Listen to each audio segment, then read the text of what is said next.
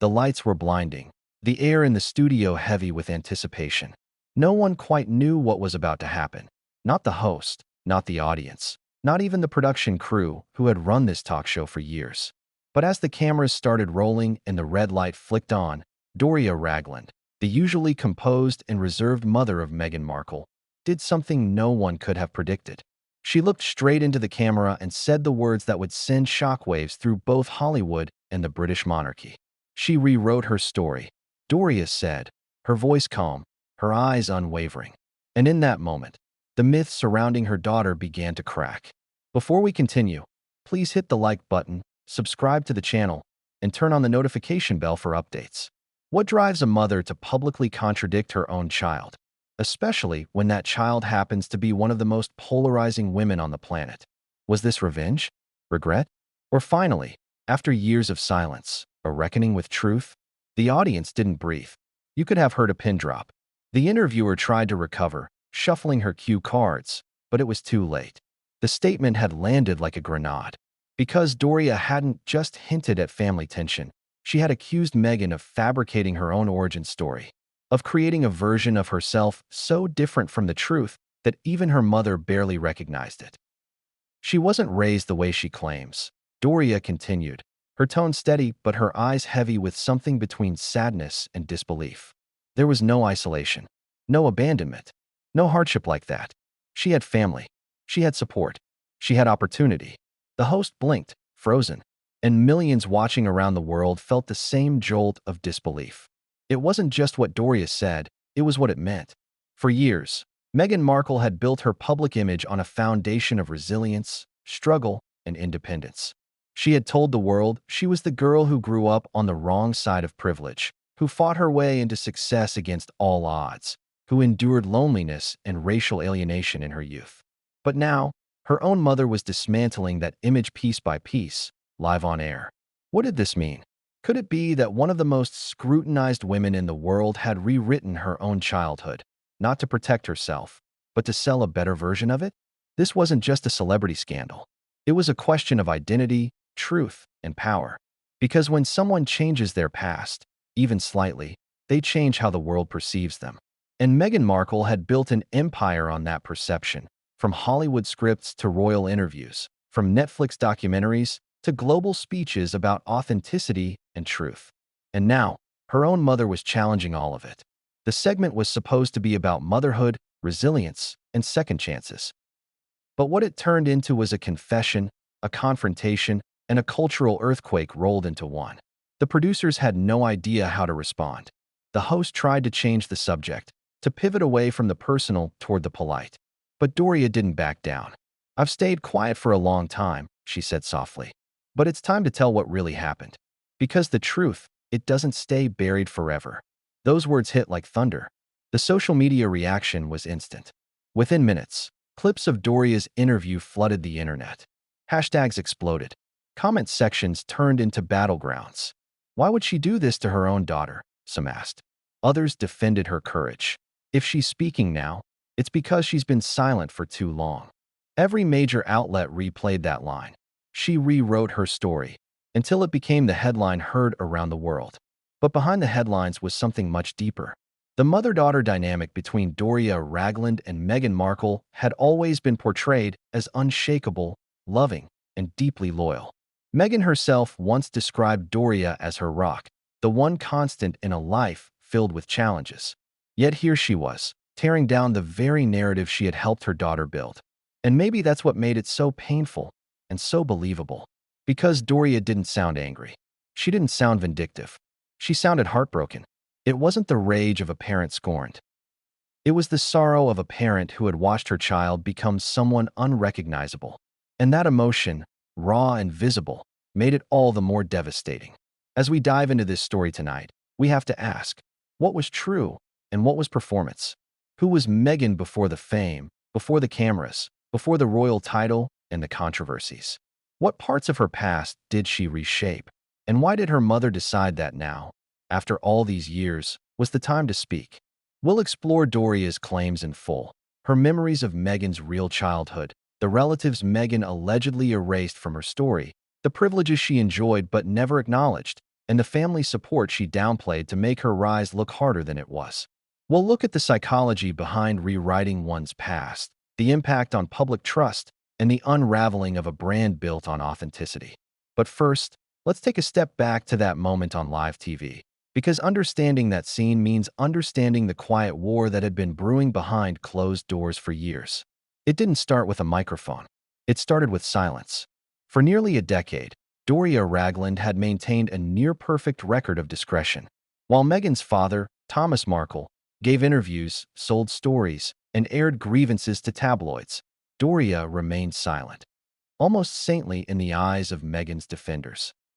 She was the picture of grace and loyalty, attending the royal wedding, staying in the background, never contradicting or confirming a thing. She played the role of the dignified mother perfectly. But silence has a cost. And every time Meghan reshaped her past, portraying herself as a girl with no one to rely on, no family support, and a fractured childhood, Doria became part of that myth by omission. Because if Meghan was truly alone, where was her mother in that story? If she was truly abandoned, what did that make Doria? Somewhere between the interviews, the documentaries, and the speeches, Meghan's personal brand started to drift away from the truth Doria knew. Each retelling made their shared past feel a little less recognizable. And according to insiders close to the family, that tension had been quietly simmering for years. Imagine being a mother watching your daughter tell millions of people that she grew up without guidance, without structure, without family stability, when you were there for every recital, every scraped knee, every report card. Imagine being painted as a background character in a movie you helped write. At first, you stay quiet out of love. Then you stay quiet out of fear. And eventually, you realize your silence has made the lie stronger. So when Doria finally spoke, it wasn't out of nowhere. It was the breaking point of a long internal struggle between truth and protection. And that's why her words hit so hard. She had family. She had opportunity. She wasn't alone. Simple sentences. But to anyone who has followed Meghan's public journey, they cut straight to the core of her carefully built story. Now, the question wasn't just about truth. It was about intent. Did Meghan deliberately reshape her upbringing for sympathy? Or was it a defense mechanism, a way to reclaim her identity in a world that constantly misunderstood her? We may never know for certain, but Doria's statement changed everything. Because when the person who raised you says your version of events isn't true, the world starts asking questions you can't control. Public relations experts were the first to respond. This is catastrophic for her image, one former royal consultant said on air. Meghan's entire narrative hinges on authenticity. If her mother contradicts her, even slightly, that's a crack that can split open her entire brand. Social commentators called it the Oprah interview in reverse, where this time, the truth might not set Meghan free, but expose her. But why now? Why, after years of silence, would Doria choose this moment to break her calm facade and speak her truth? Some say it was guilt, that she couldn't keep pretending anymore. Others believe it was love, that she saw her daughter spiraling into deeper fabrication and couldn't bear to watch. And some whisper that it wasn't Doria's choice at all, that she was cornered, pressured by producers, or perhaps motivated by something more personal. Whatever the reason, one thing was clear: this was no casual comment. It was a revelation meant to pierce through years of narrative control. And it worked. For the first time in years, Meghan's name trended not for fashion or royal drama, but for the question of whether she had built her fame on a false foundation. Even her closest allies reportedly went quiet, unsure how to respond without making things worse. But perhaps the most haunting part of all wasn't what Doria revealed, it was what she didn't say. Because if she chose those few sentences for a reason, what else was she holding back? Was this just the beginning of something bigger? A truth too explosive for one interview? As the studio lights dimmed and the credits rolled, Doria's calm face lingered on the screen for a moment longer. Viewers across the world stared, waiting for someone to say it was all a misunderstanding. But the silence that followed told its own story. This wasn't a slip. This was deliberate. A mother's confession and a daughter's undoing, playing out live for the world to witness. And that's where this story begins, with a sentence that shattered the illusion. She rewrote her story. But what exactly did Meghan change? How far did the rewriting go? And what happens when the truth you've built your life on starts to unravel in front of millions? The answers to those questions lie deep in the past. In the streets where Meghan really grew up, in the people she left behind, and in the moments Doria can no longer stay silent about. Because if Doria's words are true, then everything we thought we knew about Meghan Markle's rise from hardship to royalty may have been a performance all along. And the real story, the one that was hidden behind palace gates and Hollywood smiles, is only just beginning to surface. But what came next would change everything, and no one saw it coming. The world had seen countless celebrity interviews, emotional breakdowns, shocking confessions, awkward silences. But this one was different. It wasn't just another media spectacle. It was a detonation. The kind of moment that rewrites careers, reputations, and relationships in a single sentence. The airwaves crackled with anticipation as the host welcomed her guest, Doria Ragland, mother of Meghan Markle, former duchess, actress, activist, and self-proclaimed survivor. Everyone expected a soft conversation about motherhood, love, and the lessons learned from raising one of the most talked-about women on the planet. But what they got was a quiet storm, one that would shake the royal narrative to its core. It began innocently enough. The host smiled, leaning forward, the studio lights bouncing off her glossy cue cards. "Doria, you've been called the backbone of Meghan's strength," she said, voice steady, scripted. "What was it like watching your daughter go through everything? The fame, the criticism, the palace life?" Doria smiled politely. Her composure was flawless. You could tell she'd rehearsed this. Or maybe she'd promised herself not to say too much. She looked like any proud mother might. Calm, graceful, understated. For the first few minutes, she stuck to familiar territory. How proud she was of Meghan's achievements, how strong she'd become. The audience nodded along, the kind of safe conversation daytime TV loves. But then, the host made one mistake, a single question that cracked open the dam. She shared so many personal struggles, the host said softly. How did it feel watching her face all that adversity? The isolation she spoke about growing up, the hardships, the feeling of not belonging anywhere. Something shifted in Doria's face. A flicker, a pause too long, the kind of silence that makes producers panic in their headsets. Then, she leaned forward and said quietly, "That's not how it happened." The host froze. The audience went completely still. Doria continued, her voice steady, almost clinical. Meghan didn't grow up in hardship. She had a family that loved her. She had stability. She had privilege. I don't know why she tells people otherwise. It was the kind of statement you could feel, not just hear. The host blinked, searching for words, but Doria wasn't finished. She wasn't isolated. She had opportunities that many children only dream of. I made sure of that.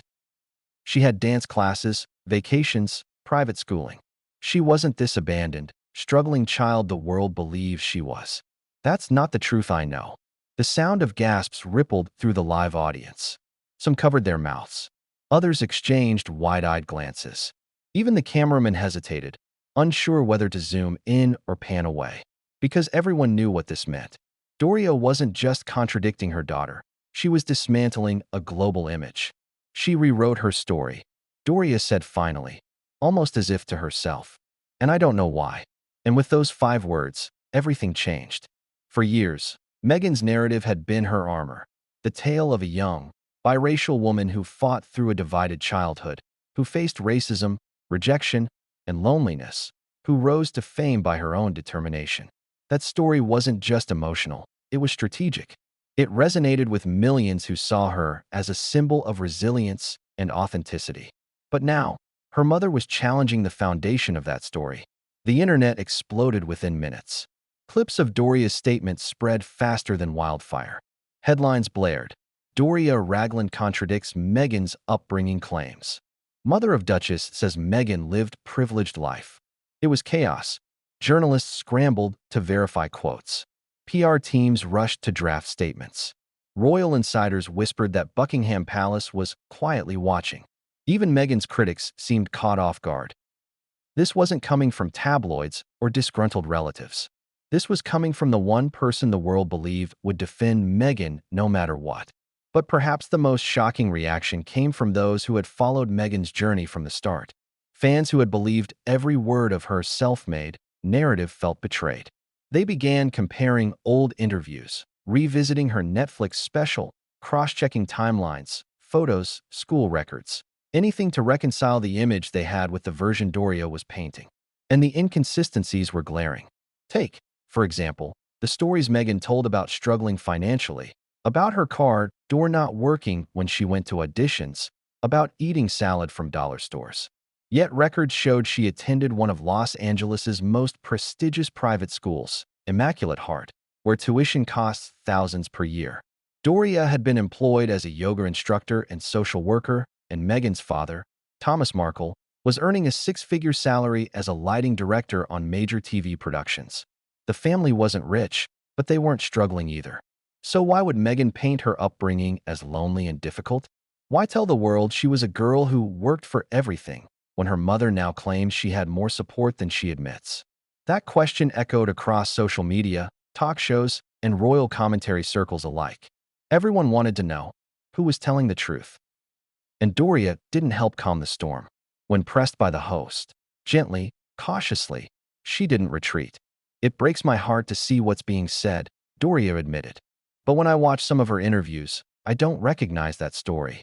I don't recognize that childhood." She looked directly at the camera. "I raised her differently."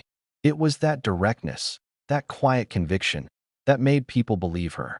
Because unlike Meghan's father, who often came across as desperate or bitter, Doria was composed, articulate, measured. She didn't attack. She didn't rant. She simply stated her truth, and that's what made it devastating. There was no anger in her tone, just exhaustion. The kind that comes from years of watching a story mutate until you no longer see yourself in it. Producers backstage were stunned. They had never seen a guest drop a bomb like that with such calmness. The host's team scrambled to manage the fallout, cutting to commercial early, whispering through earpieces, deciding whether to continue the interview. But when they returned from break, Doria was still there, hands folded, expression unbroken. The host tried to soften the conversation. "Maybe Meghan's perspective is just different," she offered. "Maybe she felt isolated in ways that aren't visible from the outside." Doria nodded slightly. "That may be true. Feelings are personal, but facts are facts. And I can tell you, she was not abandoned. She was loved. She had what she needed." And just like that, the divide between mother and daughter went from private to public. For viewers, it was hard not to feel torn. Some saw Doria's words as betrayal, a mother publicly undermining her child. Others saw them as brave, a woman reclaiming her place in a story that had erased her. But for everyone watching, one thing became clear. The fairy tale of Meghan Markle's against all odds rise had a new chapter, and this one wasn't written by her. By the time the interview ended, damage control had already begun behind the scenes. Publicists reached out to networks demanding context. A Sussex spokesperson reportedly contacted Doria directly, urging her to clarify her remarks, to say she'd been misinterpreted. But those who know Doria describe her as calm but resolute. "She said what she meant," one family acquaintance later told a reporter. "And she's not walking it back." The world didn't have to wait long for fallout. Within 24 hours, Meghan's supporters flooded social media, accusing producers of manipulation, editing, even scripting Doria's comments. But others began to dig deeper, into old photos, family records, classmates' testimonials. What they found painted a picture eerily close to Doria's version of events, a relatively comfortable middle-class life, not the lonely struggle Meghan often described. Still, the heart of the story wasn't about money. It was about narrative control. For years, Meghan had positioned herself as the underdog, the misunderstood outsider. That identity had become the foundation of her global influence. She wasn't born into royalty. She'd fought her way there. But if that story turned out to be fiction, even partly, the trust she'd built could vanish overnight. And that's what made Doria's words so dangerous. Because she wasn't just revealing private family history. She was challenging Meghan's brand. The brand that sold memoirs, documentaries, and speeches about authenticity. The brand that turned victimhood into visibility. The brand that made her one of the most powerful public figures of her generation. And all it took to shake that empire was a mother saying, "That's not how it happened." The aftermath was brutal. Media analysts compared Doria's revelation to the mother of all betrayals, while others saw it as poetic justice, truth coming from the one person Meghan couldn't silence. Morning shows replayed the clip on loop. Commentators dissected Doria's body language, her tone, her phrasing. Was this a slip or a deliberate strike? Did she plan it? Or had the weight of years of silence finally broken her? The truth, as always, was murkier than the headlines. Insiders close to Doria hinted that the live confession was spontaneous, triggered by emotion. But others claimed she'd been preparing to speak for months, that she felt erased from her daughter's public life, reduced to a prop, the quiet black mother, in a narrative that no longer resembled reality. According to one source, Doria watched Meghan turn their story into something cinematic. She let it go for a while, but then she realized, the longer she stayed quiet, the more she became a lie herself.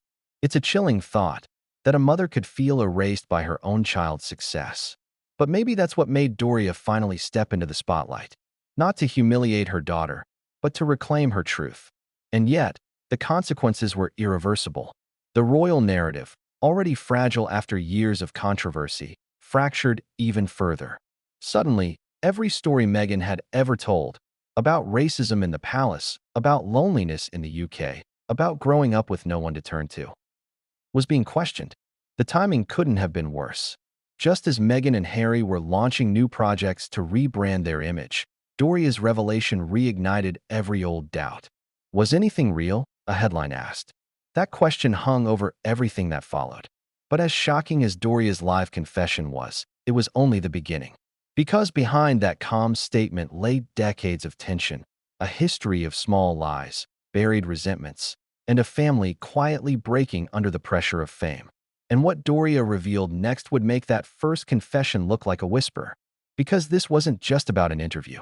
It was about a mother's breaking point, a daughter's ambition, and a truth too big to stay hidden. And as the cameras faded to black, one thing became certain. The royal narrative was never going to be the same again.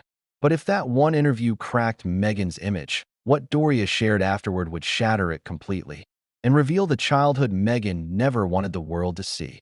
Every great story needs a hero, and Meghan Markle understood that better than anyone.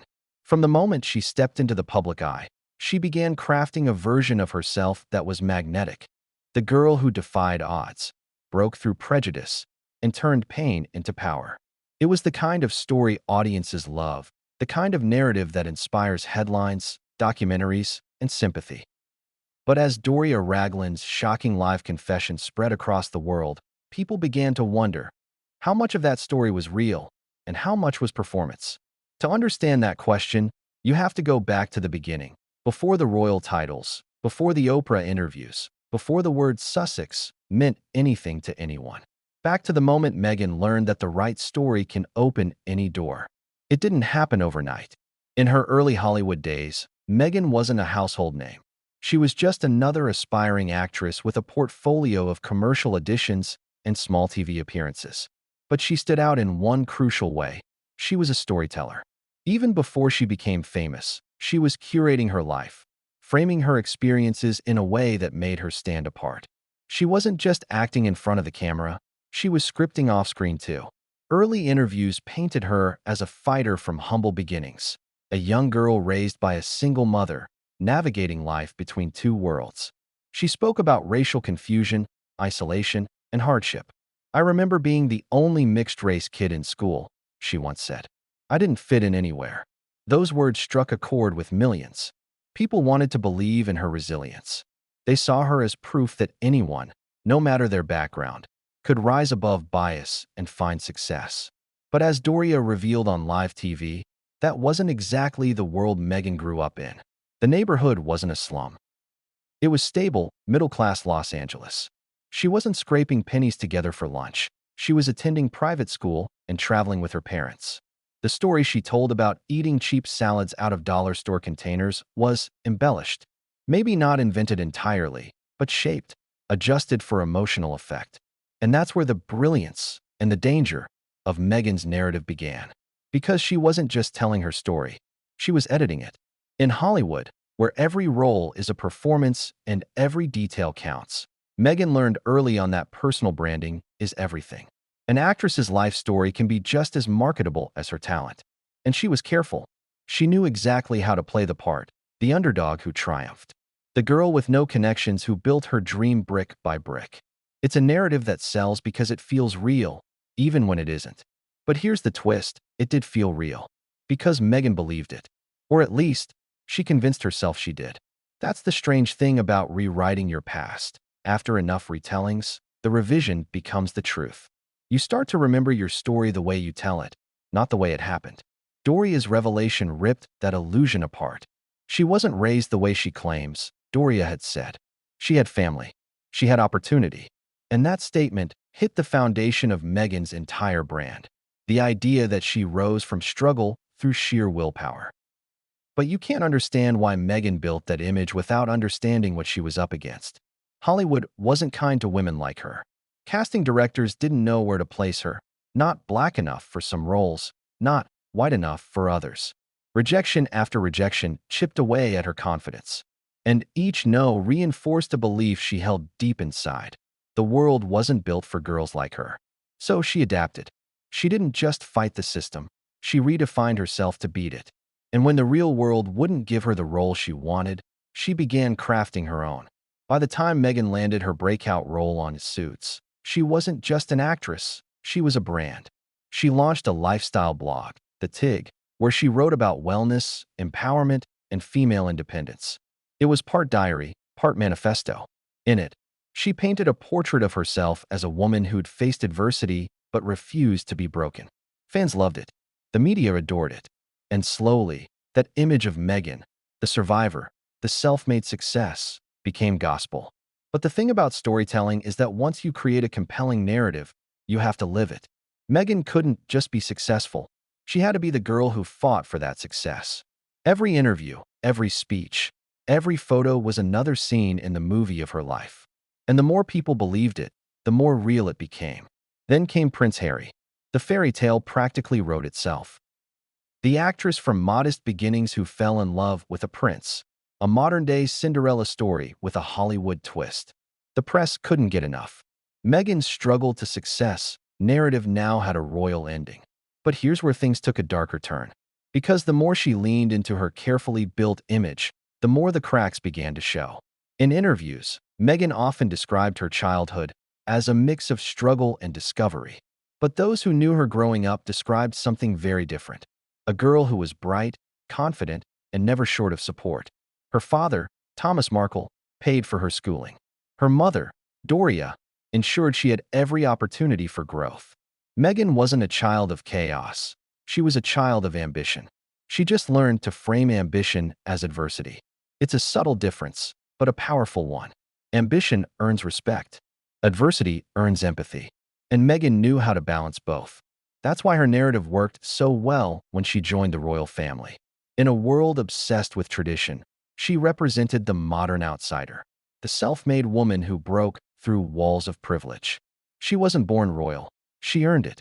That story, repeated and refined, made her one of the most famous women on earth. Until her mother shattered it. She had privilege, Doria said. Not wealth, but stability. She wasn't on her own. That single sentence called into question years of public storytelling. Because if Meghan's humble beginnings were exaggerated, what else was? Her struggles? Her alienation? Her famous quote about eating $4 salads from Sizzler while dreaming big? Suddenly, every detail felt like it needed re-examination.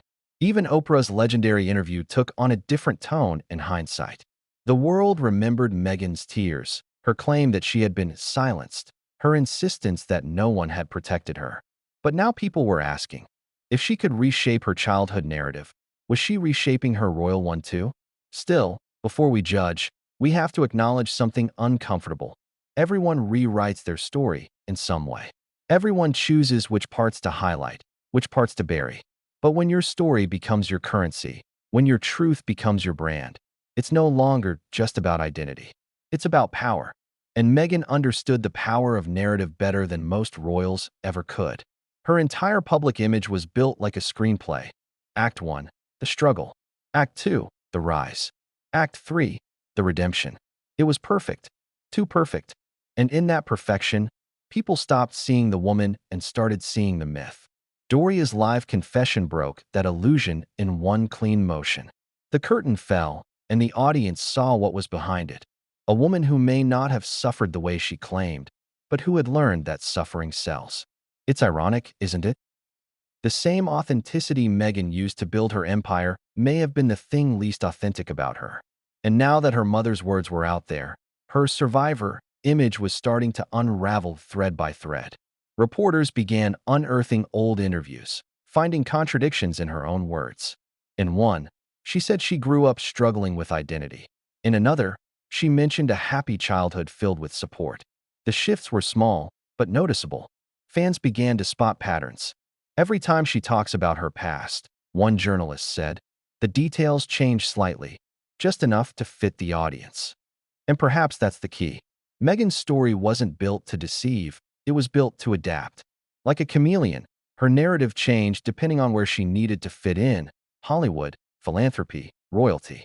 When she needed empathy, she was the underdog. When she needed credibility, she was the scholar. When she needed influence, she was the visionary. It was all true and not true at the same time. But the world doesn't forgive contradictions easily.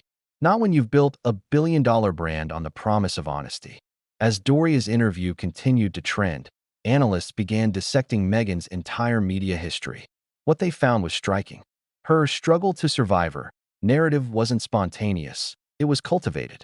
Her speeches, her blog posts, even her acting roles often mirrored her personal arc: overcoming rejection, defining identity, finding voice. It was a pattern of storytelling consistency that could only come from intent. And maybe, in her mind, it wasn't lying. Maybe she believed that her emotional truth mattered more than literal fact. That's what makes this story so complex. It isn't just about deception. It's about belief.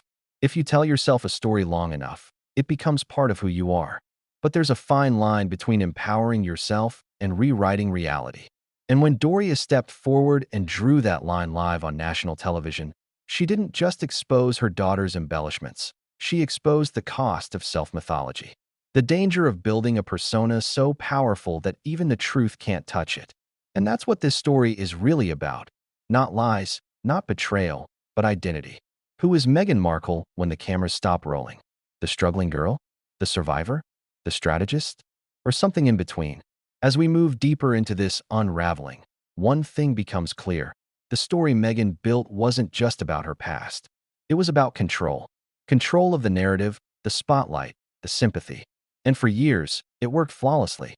Until the one person who knew the real version decided to take that control back.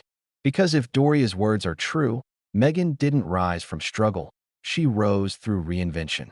And now, the world is finally seeing what lies beneath the polished surface of the royal rebel who claimed to have rewritten the monarchy. But just when people thought the shock couldn't get deeper, Doria revealed the part of Meghan's past the public had never heard: the family she erased to make her story stronger. And what Doria said next would turn a family secret into a global scandal. One that would change how the world saw Meghan Markle forever. The image most people have of Meghan Markle's childhood is simple: a lonely girl from a broken home, watching the world from the margins, dreaming of a life beyond the small, divided streets of Los Angeles. She told it beautifully: the story of a little girl eating cheap meals, navigating a fractured family, growing up in a neighborhood where struggle was the air she breathed. It was cinematic, emotional, and painfully human. But according to her mother, Doria Ragland, that version of her daughter's childhood was never the truth. When Doria sat down for that now infamous interview, she didn't just expose inconsistencies, she painted a completely different picture. She wasn't a lonely girl, Doria said softly. She had a family. She had laughter. She had love. Her voice cracked slightly as she added, she grew up in Echo Park. Yes, but it wasn't the struggle she wants people to believe. For those unfamiliar, Echo Park in the 1990s wasn't the gritty, desperate backdrop that some imagine. It was vibrant, a neighborhood full of artists, teachers, and working-class families who looked out for each other. Sure, it wasn't Beverly Hills, but it wasn't the wilderness either. There were backyard barbecues, Saturday markets, and neighbors who shared everything from stories to sugar. Doria described it vividly. We had a front porch with flowers. Meghan would ride her bike around, play with the kids next door. She had a little dog. She was happy. So where did the version of isolation come from? Why did Meghan later portray her childhood as one of loneliness and struggle? According to Doria, It began when her daughter realized how powerful sympathy could be. She was always observant, Doria recalled. Even as a child, she noticed how people reacted when she told certain stories. She learned early on that people listen differently when they feel sorry for you. That observation became the seed of something larger, the beginning of what Doria described as selective storytelling. It didn't start maliciously. At first, Meghan would simply leave things out, say she couldn't afford something, even though her father had just bought it, or talk about being different in school, even though she had plenty of friends. It was like she learned how to edit her own life, Doria said, and she got really good at it. There's an old saying in Hollywood, never let the truth get in the way of a good story. Meghan seemed to live by that rule long before fame came knocking. Growing up in Echo Park, she had every opportunity to thrive. Her parents, though divorced, both played active roles in her upbringing. Thomas Markle worked long hours in television production, but he made sure Meghan had access to a private education. Doria, meanwhile, worked as a yoga instructor and therapist, emphasizing mindfulness, compassion, and balance. Meghan attended Immaculate Heart High School, a Catholic girls' school with ivy-covered walls and a strong academic reputation. That's not the setting of a childhood tragedy. That's privilege, the kind that often goes unspoken when you're building a narrative of adversity. She had everything she needed, Doria said. We may not have been rich, but she wasn't deprived. She had piano lessons, she danced, she traveled. She had cousins who adored her, a grandmother who spoiled her. That's not isolation, that's family. So how did it all get rewritten? Somewhere between those early days in Echo Park and the bright lights of Hollywood, Meghan learned that hardship sells. Stories of comfort don't inspire, stories of struggle do. And as she started building her career, she began reshaping her past one interview at a time. Small tweaks at first, less emphasis on privilege, more on perseverance. Then bigger edits, from "I went to a good school" to "I worked for everything I had." It wasn't necessarily a lie, but it wasn't the full truth either.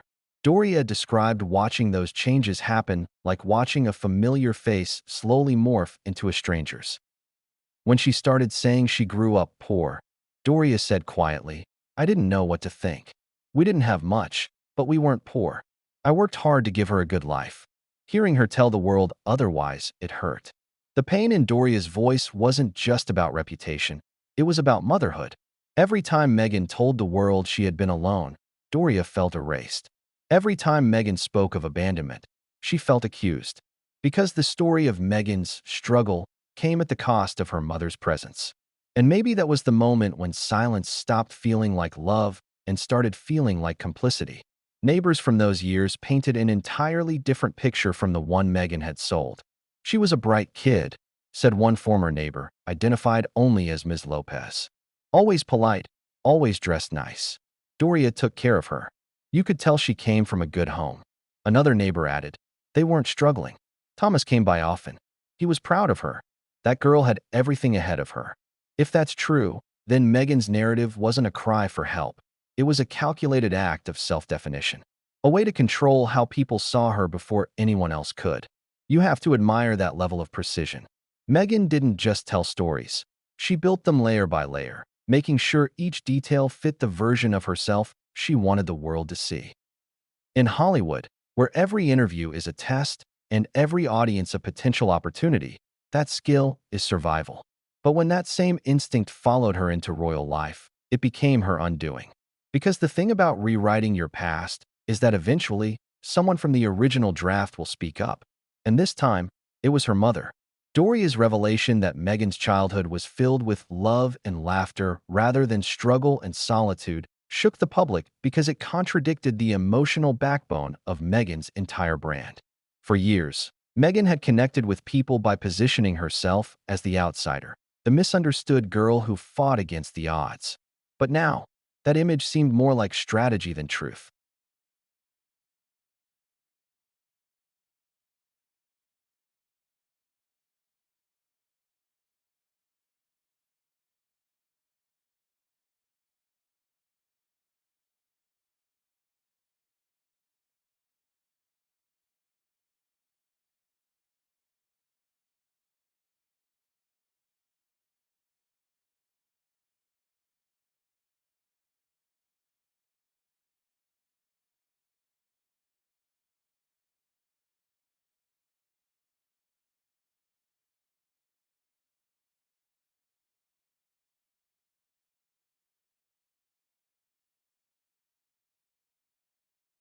And yet, it's not entirely black and white.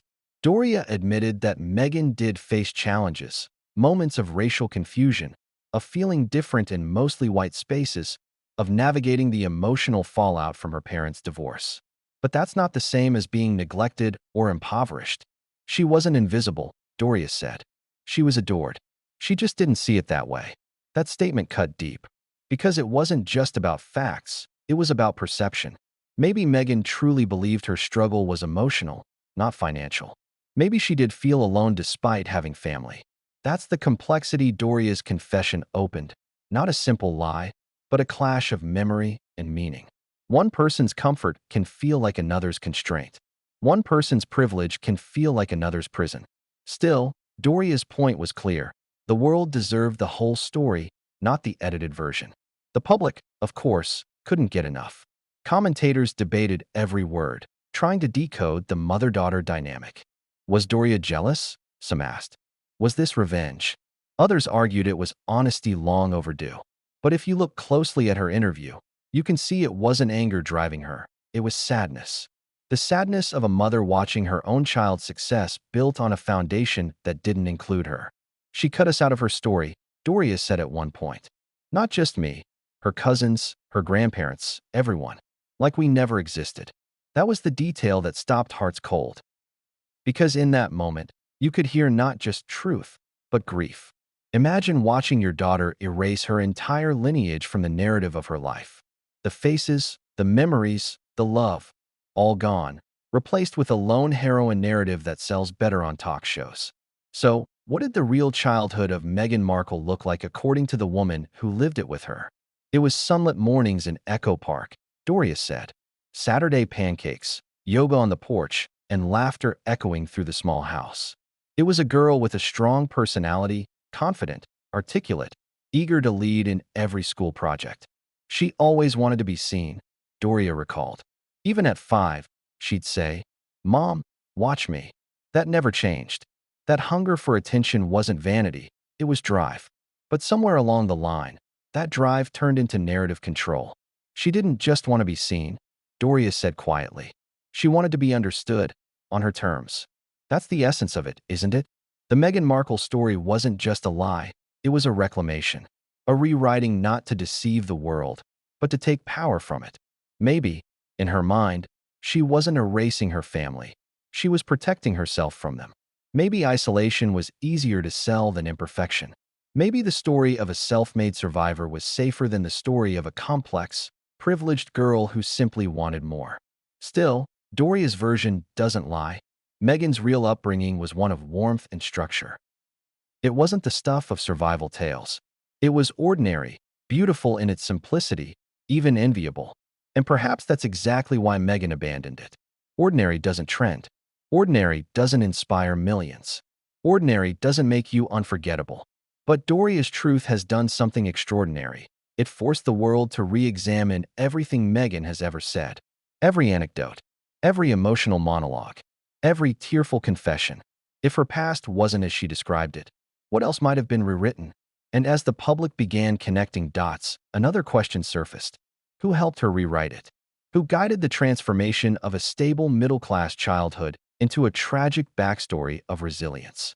That's when the whispers began about the fixers, the PR minds who allegedly shaped her Hollywood narrative long before she ever met Prince Harry.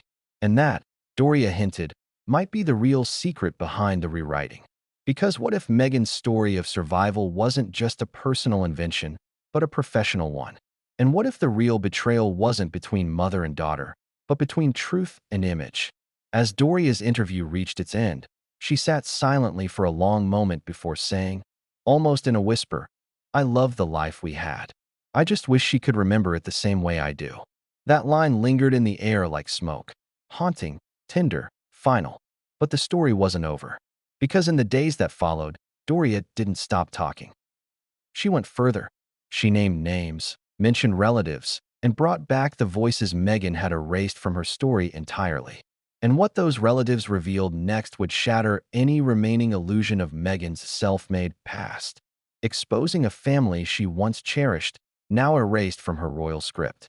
But what they said, and who came forward, would leave the world stunned. Because the truth about Meghan's forgotten family was only just beginning to surface. For years, Meghan Markle's story has been told as one of distance, a woman who rose alone, unaided, against a world that didn't understand her. But according to her mother, that story left out something massive: an entire family. Cousins, aunts, grandparents, people who once filled her childhood with laughter and noise, suddenly vanished from her public narrative. Erased, forgotten, like they had never existed. When Doria Ragland made her shocking revelation about Meghan's real upbringing, it didn't stop at describing comfort and stability. It reached into the corners of a family that felt silenced. She didn't grow up without love, Doria said quietly. She had a family, a big one, but somewhere along the line, she cut them out, one by one. Those words opened a floodgate. Within days, people who shared Meghan's blood, relatives who had kept silent out of respect or fear of tabloid chaos, began to speak. Some cautiously, some bitterly, some heartbreakingly. And what they revealed painted a portrait of Meghan's early years that completely contradicted the lonely image she so carefully crafted. It started with her aunt, a woman known in the family as Aunt Yvonne. She had been there when Meghan was born, had babysat her, had attended school plays and birthdays. In an interview with a small local paper, she said, "I don't know why she doesn't talk about us. We were there. We helped raise her." She wasn't this isolated kid she describes.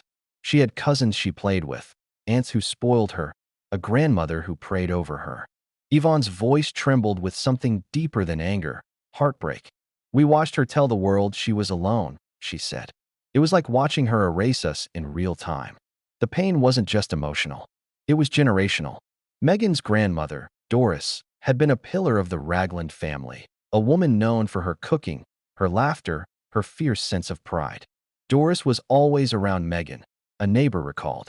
She'd walk her to school sometimes, braid her hair on Sundays. Everyone loved seeing them together. But in Meghan's version of her childhood, that grandmother barely exists. No mention, no memory, just silence. Why? Some believe it was strategic, that Meghan, guided by early PR advisors, understood that a cleaner, simpler backstory was easier to sell. A single mother raising a mixed-race daughter in a world that didn't understand them. It was powerful, emotional, cinematic. It tugged at the heartstrings. The reality, a supportive, extended family of mixed backgrounds and varied stories, was too messy, too normal, too real. So, piece by piece, that family vanished from the narrative. But if you asked them, they never went anywhere. Cousin Marcus, now in his 30s, remembers summer barbecues in the old backyard, Meghan chasing the family dog, the smell of ribs and corn on the grill. "We were tight," he said. "She was always laughing, always the center of attention. You couldn't ignore her if you tried. She loved us back then. But when she started getting famous, we stopped hearing from her. Then one day, she told people she didn't have anyone but her mom. That's when I knew she was building something. A story that didn't include us." It's a strange thing, watching someone rewrite your existence. The family describes it like being ghosted by history. Photos from holidays and birthdays, moments filled with genuine joy, are now ghosts of a past Meghan doesn't acknowledge. Even Doria, who initially went along with her daughter's silence, later admitted she began to feel complicit in the erasure. "I let her tell her story," she said, "but I didn't realize I was disappearing from it too." For years, the Ragland family existed on the periphery of Meghan's fame, watching as her version of events became the official record. None of them were invited to her wedding to Prince Harry. Not one. Not an aunt. Not a cousin. Not even the grandmother who once called Meghan her little sunshine. That decision, many believe, was no accident. A former family friend put it bluntly. She wanted to arrive in that chapel as the woman who made it on her own. Family would have ruined that image. So she cut them out. And it worked. For the millions watching, Meghan Markle appeared like an island, a woman with no roots, no anchors, no complicated past. The press adored the simplicity. It made her story easier to package, easier to sympathize with. Every mention of her estranged family added to the drama, reinforcing the image of a woman who'd overcome abandonment. The truth, that she had once been surrounded by warmth and belonging, was less marketable. But for those she left behind, it wasn't just painful, it was dehumanizing. "It's like we were deleted," Cousin Marcus said. like she took an eraser to her own bloodline. The irony is almost cruel.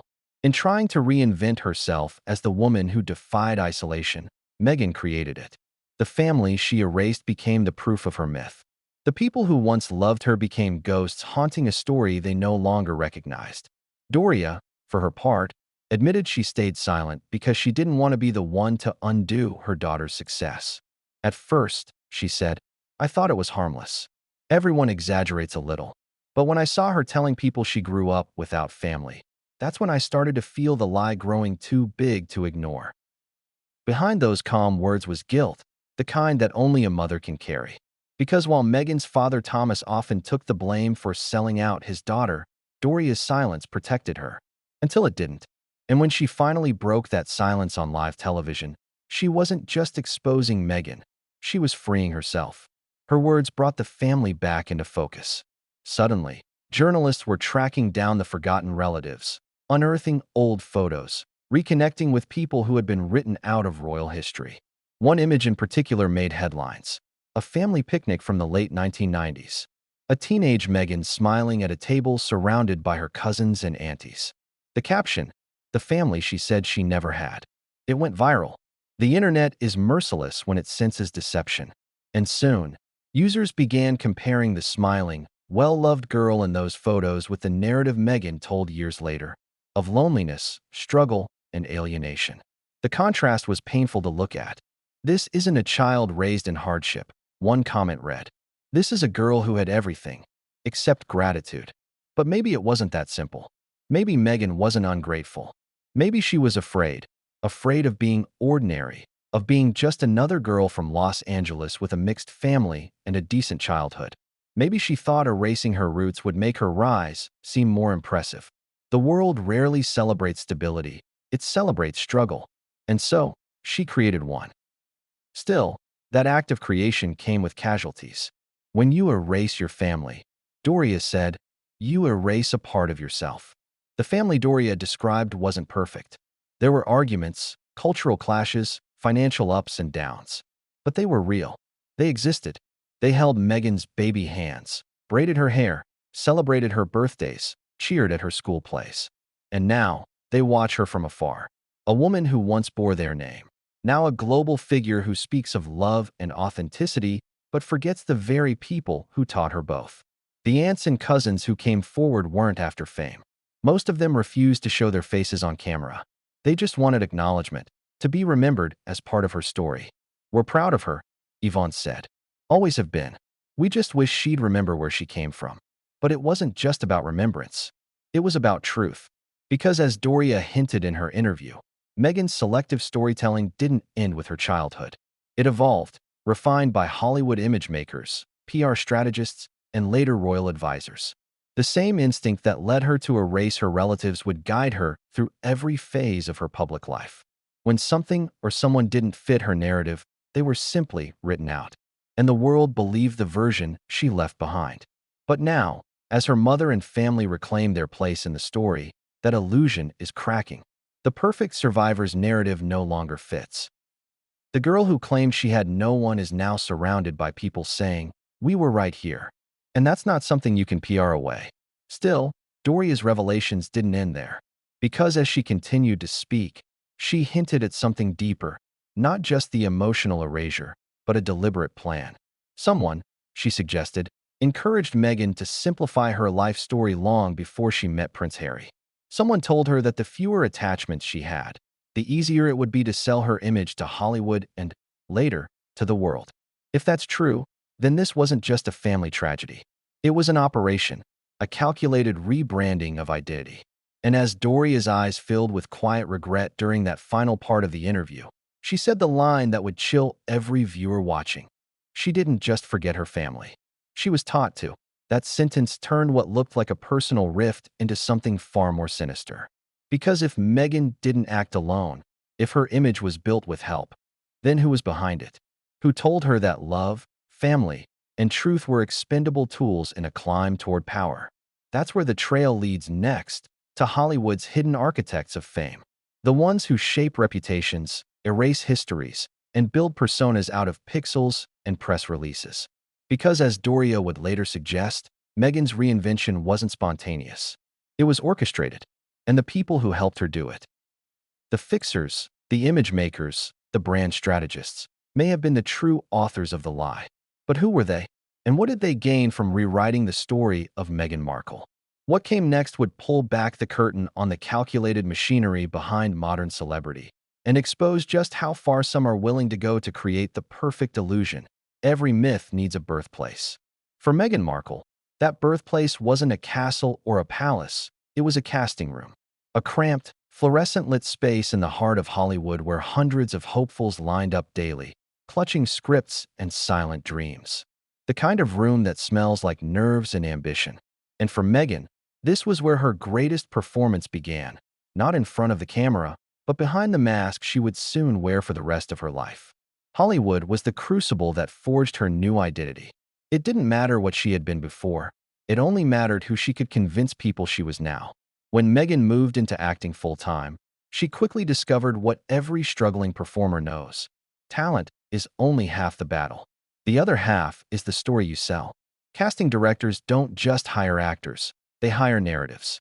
And Meghan's early story, a girl from a hard-working background, raised by a single mom, fighting for her dreams, fit perfectly into that mold. It was authentic enough to sound real, tragic enough to evoke empathy, and polished enough to market. But as her mother Doria would later reveal, it wasn't quite true. It was Hollywood truth, based on reality, shaped for effect. She always knew how to make herself interesting. Doria said during her now infamous interview, she could turn an ordinary day into a drama and a small challenge into a battle she had overcome. It was her gift. That gift became her superpower in an industry built on illusion. Hollywood doesn't just reward struggle, it glorifies it. Every star has a story of rejection, heartbreak, and triumph. And so Meghan built one too. Slowly, deliberately, carefully. In those early days, she hustled. Auditions, callbacks, rejection emails, the grind that defines most actors' lives. She spoke about eating cheap food, driving an unreliable car, and working part-time jobs to survive. It painted a picture of determination. But, as Doria would later hint, the details didn't all line up. Meghan's father, Thomas Markle, was still sending financial support during those years. She wasn't starving. She wasn't homeless. She wasn't clawing her way up from nothing. But saying so didn't sell the dream. Because Hollywood loves a survivor more than it loves a success. And so Meghan, knowingly or not, began to craft herself into one. Her first small roles were scattered across television. Brief appearances, background parts, commercials. Each time, she presented herself differently. Sometimes as the serious thespian, sometimes the bubbly optimist, sometimes the misunderstood outsider. She was testing identities, seeing which one stuck. By the time she landed her first recurring gig, she had already mastered the art of reinvention. People who knew her during that period recall how quickly she adapted. She could read a room better than anyone, said one former colleague from a casting agency. If a producer liked a certain type, she'd become that type. If they wanted humble, she'd talk about how hard her childhood was. If they wanted glamour, she'd mention Hollywood roots. It was all seamless. Doria admitted that at first, she was proud. Her daughter was making something of herself.